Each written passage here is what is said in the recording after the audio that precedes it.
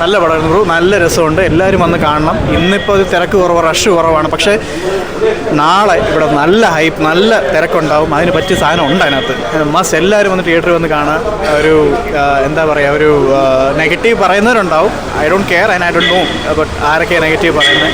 പക്ഷേ ഒരു Indian constitution ആവശ്യമുള്ള അവർ പ്രൊവൈഡ് ചെയ്യുന്ന എല്ലാ റൈറ്റ്സും, അതൊരു വിമന് വേണ്ട റൈറ്റ്സ്, ഒരു ഗേളിന് വേണ്ട റൈറ്റ്സ്, ഒരു മദറിന് വേണ്ട റൈറ്റ്സും, പിന്നെ അതിനകത്ത് അങ്ങനെ അവരെ ഞാൻ സ്പെസിഫൈ ചെയ്ത് പറയുകയല്ല, എല്ലാവർക്കും വേണ്ട റൈറ്റ്സും കാര്യങ്ങളൊക്കെ അതിനകത്ത് മെൻഷൻ ചെയ്ത് എന്താണ് നമ്മളെ റിക്വയർമെൻ്റ് എന്നുള്ളത് നമുക്കൊരു പുതിയ ഒരു ലോ തന്നെ നമുക്കിത് ഇൻട്രൊഡ്യൂസ് ചെയ്ത് തന്നിട്ടുണ്ട്. സോ നമ്മളത് കാണുക, എന്താണെന്ന് അറിയുക, എഡ്യൂക്കേറ്റ് ആവുക, അതാണ് എൻ്റെ അഭിപ്രായം. ശരി, കൊള്ളാം, പ്രത്യേകിച്ച് പറയാനൊന്നുമില്ല.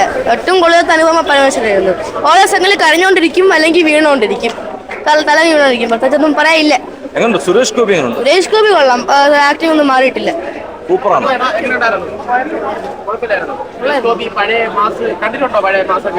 കണ്ടിട്ടുണ്ട്, ഇവൻ അതിലൊക്കെ അഭിനയിച്ചിട്ടുണ്ട്. അച്ഛനൊക്കെ അഭിനയിച്ചിട്ടുണ്ട്. നമ്മൾ കണ്ട് പരിചയിച്ച സാധനങ്ങളൊക്കെ തന്നെയാണ്. ഒറ്റൊരു സംഭവം മാത്രമേ ഉള്ളൂ. പിന്നെ അതിൽ പറയേണ്ട സംഭവം എന്ന് പറഞ്ഞാൽ ഇതിൻ്റെ എഴുത്തുകാരനും പ്രൊഡ്യൂസറും ബാക്കിയുള്ള സംഭവങ്ങളൊക്കെ മാറ്റും. ഏതെങ്കിലും ഒരു പെൺകുട്ടി ഗർഭിണി, ആരെങ്കിലും പീഡിപ്പിച്ച് ഗർഭിണിയാവുന്നുണ്ടെങ്കിൽ അത് ഇവിടുത്തെ സ്റ്റേറ്റിൻ്റെ മുകളിലൊന്നുമല്ല, ഇവിടുത്തെ സർക്കാരും അത് വേറെ രീതിയിലാണ് അതിനെയൊക്കെ പറയേണ്ടത്. അതൊക്കെ വളരെ ബാലിശമായിട്ടുള്ള ചിന്തകളും ബാക്കിയുള്ള സംഭവങ്ങളൊക്കെയാണ്. സെക്കൻഡ് ഹാഫ് വെറും എന്താ പറയുക, വേറൊരു രീതിയിലേക്ക് ഇവിടുത്തെ ഗവൺമെന്റിനെ മാത്രം കുറ്റപ്പെടുത്തുന്ന രീതിയിലേക്ക്, അതൊന്നും ചെയ്യാനൊന്നും പാടില്ലാത്ത കാര്യങ്ങളാണ്. ഏതെങ്കിലും ഒരു പെൺകുട്ടി ഒരു രാത്രി ഇവിടെ പീഡനത്തിനിടയെ ഗർഭിണിയായെന്ന് പറഞ്ഞാൽ അത് ഗവൺമെന്റാണ് ഉത്തരവാദി. ഇപ്പം ഞാനൊരു തോന്നിവാസം കാണിച്ചു കഴിഞ്ഞാൽ അതിൻ്റെ ഉത്തരവാദി ഗവൺമെന്റോ? അത് ഞാനല്ലേ അതിൻ്റെ ഉത്തരവാദി?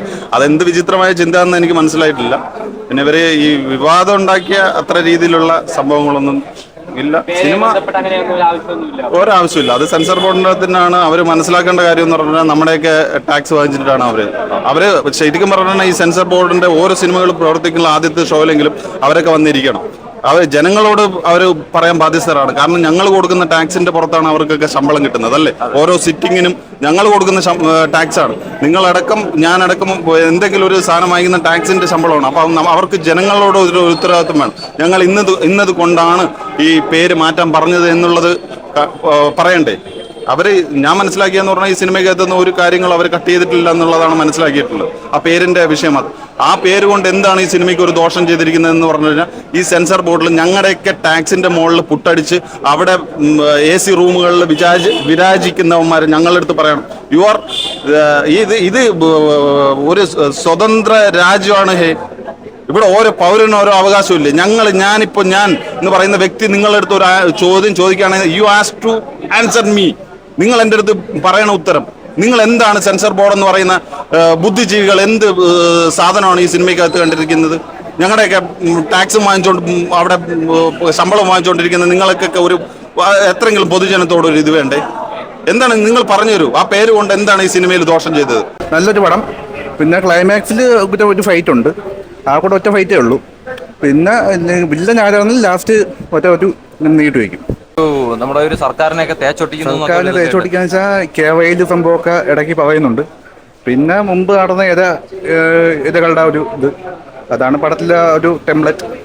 അതായത് നീതി കിട്ടുന്നില്ല, അതാണ് പടത്തിലെ മെയിനായിട്ടുള്ള പ്ലോട്ട്. കുഴപ്പമില്ലെന്നേ ഉള്ളൂ. സെക്കൻഡ് ഹാഫ് പോയി. എങ്ങനെയുണ്ട് സുരേഷ് ഗോപി? ഒന്നും കുഴപ്പമില്ല. ആക്ച്വലി നല്ല റിലവൻറ്റ് സബ്ജക്റ്റ് ആയിരുന്നു. പക്ഷേ സെക്കൻഡ് ഹാഫിൽ ആക്ച്വലി എടുത്തത് ഭയങ്കര വേഗമായി പോയി. കൂടെ ഗോട്ട് ടു ദ പോയിന്റ്. കുറച്ചുകൂടെ കറക്റ്റായിട്ട് കൊണ്ടുവന്നിരുന്നത് നല്ലൊരു എഫക്റ്റീവ് ആയിരുന്നു തന്നെ. ബിസോസോ പടം ഒരു ആവറേജേ ഉള്ളാണ്. അത്രയ്ക്ക് ഒരു ഇതില്ല, ഒരു ആവറേജേ ഉള്ളൂ. എങ്ങോട്ട് സുരേഷ് ഗോപിയൊക്കെ? സുരേഷ് ഗോപിയുടെ കഥാപാത്രം കൊള്ളാം. പടത്തിൽ ഒരുപാട് മിസ്റ്റേക്കുകളുണ്ട്.